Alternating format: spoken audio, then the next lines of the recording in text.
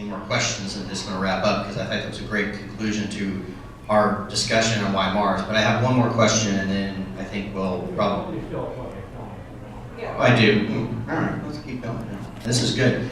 Good engagement. I do have one question, and then I'll come back out to the audience as well. So, one very successful, I think, communications campaign has been what Mars One has been doing. You know, they've gotten some great coverage. The broadcast media have embraced them. I don't think there's a global media outlet who hasn't covered the selection of the crew and their goals. And this is not a value judgment on the mission.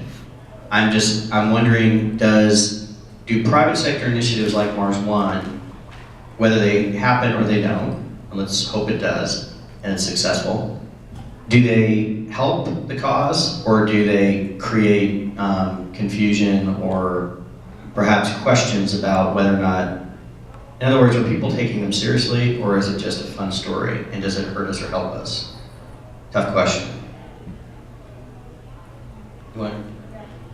So I go to school where there is no official aerospace program, so everyone thinks I'm like the Mars girl, so they come to me with all these questions.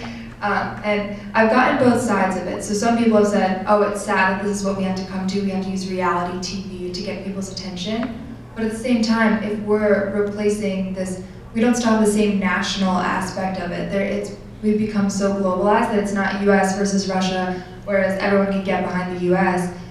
We've become global, and we need a new way to tap into these markets. So I think their mission goal, the idea of getting people to look Marswards, and it's a creative way of getting people involved. I'm not saying I agree with all their technical decisions, but they have a good goal in mind of getting us to look towards space, and I think they've accomplished a lot of that so far. Do the people on campus, do they see it as achievable, and see it as real, or do they see it more as a stunt?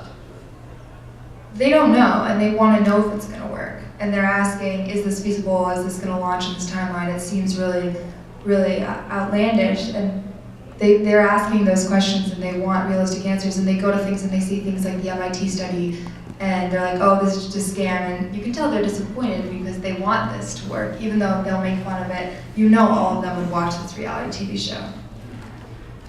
Say something? I, of course, being Dutch, living in the Netherlands, have a unique perspective on Mars One. As you understand, the Netherlands only have about 17 million people. And you also understand that those really involved with space advocacy or space industry are a really small group, so everyone knows each other.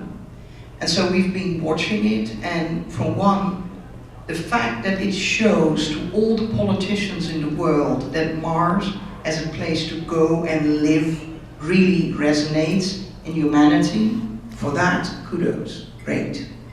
But then, to get the show really on the road and to make it work, I am extremely worried. I mean, recently the Endemol, the big producer company, pulled out, and I've been reading stuff in Chinese newspapers because of a lot of Chinese actually spend money to apply to be one of those astronauts. And that's not surprising. I mean, there are over 1 billion Chinese, so even if it's a really tiny percentage, that's still a really large group. And the Chinese press, and I'm talking Chinese press in Chinese, which I happen to be able to read because some of the people around me know to read that, actually is not, hasn't been favorable about them for one reason. They actually said, they took your money, but they're not going to make good on their promise. Not so much because they took your money